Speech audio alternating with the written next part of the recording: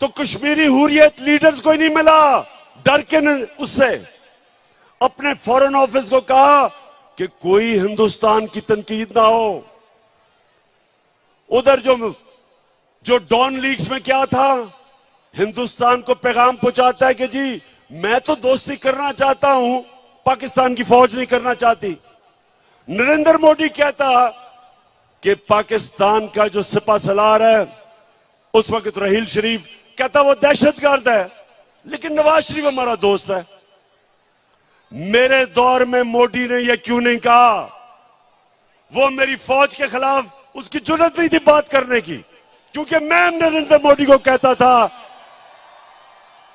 कि तुम इस्लाम दुश्मन हो, तुमने जो कश्मीर में किया, तुमने जो हिंदुस्तान में मुसलमानों से कर रहे हो, हम कभी तुम्हारे से दोस्ती नहीं करेंगे जब तक तुम कश्मीरियों को अपना हक नहीं दोगे। कभी नवाज शरीफ के मुंह से कश्मीर की बात सुनी?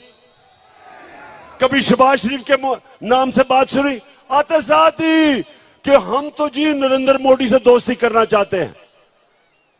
तुम इसलिए करना चाहते हो कि जो तुम्हें लेके आया उन्होंने हुक्म दिया दोस्ती करने का। मैं जब रूस गया, मैंने रूस के सदर से बात की कि यहां महंगाई है, तेल की कीमत बहुत ऊपर चली गई है, हमने अपने लोगों को रिलीफ देना है। 30% कम पे तेल हमें वो बेचने के लिए रूस तैयार हो गया था। 30% गंदम कम कीमत पे हमें देने के लिए तैयार हो गया था। क्या शहबाज शरीफ तुम्हारी जुर्रत है कि तुम रूस से आज बात करो और 30% कम तेल खरीदो? आपको पहले जाके इजाजत लेनी पड़ेगी उन लोगों से जो लेके आए हो। आपको उनको बूट पॉलिश करने पड़ेंगे चेरी ब्लॉसम लगा के, और फिर इजाजत मांगनी होगी जो नहीं मिलेगी आपको। हिंदुस्तान अमेरिका का स्ट्रेटेजिक एलाय है, वो रूस से सस्ता तेल खरीद रहे हैं, वो रूस से हथियार खरीद रहे हैं, तो अमेरिकन हिंदुस्तान को कुछ नहीं कहते, क्योंकि उनकी फॉरेन पॉलिसी आजाद थी, अपने लोगों के लिए थी। हमारा ये मसला है मेरे गैरतमंद पाकिस्तानियों, हमारा मसला ये रहा है कि हुक्मरान वो रहे जिन्होंने मुल्क से बाहर पैसा लेके गए, पैसे के गुलाम, कभी अपनी अवाम के लिए खड़े नहीं हुए। एक जुल्फिकार अली भुट्टो खड़ा हुआ था, उसके खिलाफ भी साजिश हुई थी, मुदाखलत हुई थी और उसको फांसी चढ़ाई गई थी। और उसके खिलाफ कौन लोग निकले थे? यही वो जो कि नवाज शरीफ की तब पहले पार्टी थी, फजल रहमान की जो पार्टी थी, ये लोग निकले थे। ये उस साजिश का हिस्सा थे जिसमें जुल्फिकार अली भुट्टो को गिराया गया और फांसी दी गई। और इंशाअल्लाह मेरे पाकिस्तानियों, एक नया मुल्क उठ रहा है, हमारा एक खुददार कौम खड़ी हो रही है। मैं ये अपनी ख्वातीन को देख रहा हूं, बच्चों को देख रहा हूं, सब निकल रहे हैं एक नए पाकिस्तान के लिए। मैं जो 20 तारीख के बाद जब मैं आपको दावत दूंगा, मैं चाहता हूं उसमें शिरकत करें हमारे बड़े बुजुर्ग, हमारे खास तौर पे दिलेर नौजवान और हमारी ख्वातीन और बच्चे भी। हकीकी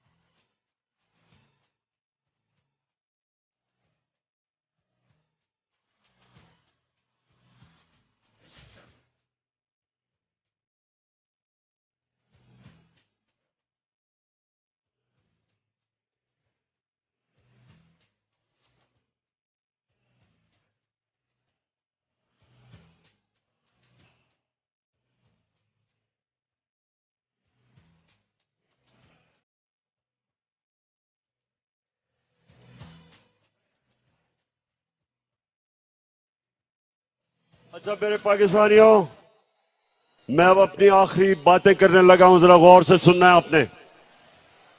देखें, मेरे 3.5 साल जो हुकूमत में थे, मैं आपको बताऊं मुझे सबसे ज्यादा शर्म कब आई, जब मुझे बाहर जाके दोस्त मुल्कों से पैसे मांगने पड़े, जब कर्जा मांगना पड़ा, मुझे शर्म आई। क्योंकि मैंने आज तक अपने वालिद से भी कभी पैसे नहीं मांगे थे। मैंने जब पैसे मांगे थे शौकत खानम के लिए अपने पाकिस्तानियों से, कभी मैंने गैरों से पैसे नहीं मांगे। शौकत खानम के लिए, नमल यूनिवर्सिटी के लिए, अभी जो जेलम में मैंने अल कादर यूनिवर्सिटी बनाई है, इनके लिए सिर्फ पाकिस्तानियों से पैसे मांगे थे।